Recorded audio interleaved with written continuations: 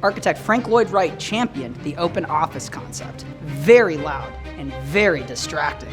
Robert Propst, his solution, the action office. And just like that, the cubicle was born.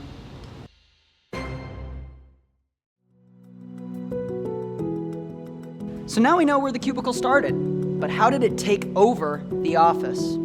In the 1960s, Robert Propst, working with Herman Miller, introduced the action office, the concept that would eventually lead to the cubicle. But the cubicle we know today, it's not exactly what he had in mind. The original action office was meant to be dynamic, flexible, and customizable, but corporations had other priorities, like cost and efficiency. The result? Rows of uniform, three-walled enclosures designed to maximize office space rather than movement or creativity. Propst himself regretted what his creation had become.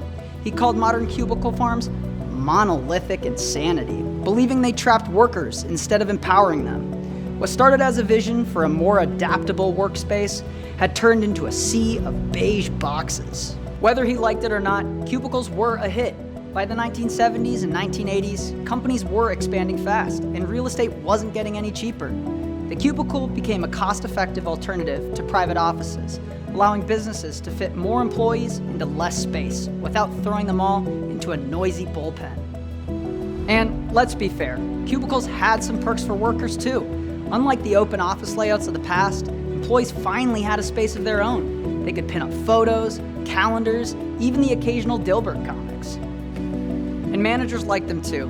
Cubicles were just open enough to keep an eye on productivity, but still offered workers a bit of privacy. By the 1980s and 1990s, cubicles ruled the corporate world, thanks in large part to the action office too, Propst's next iteration of the design. This version was cheaper and easier to assemble, more adjustable with lightweight reconfigurable panels, a way to give each worker a mini office while keeping an open feel. Industries like finance, insurance, and telecommunications built massive cubicle farms, rows upon rows of nearly identical partitions housing entire departments. But not everyone was happy. In our next episode, we will take a look at the 1990s and 2000s backlash against cubicle culture. Stay tuned.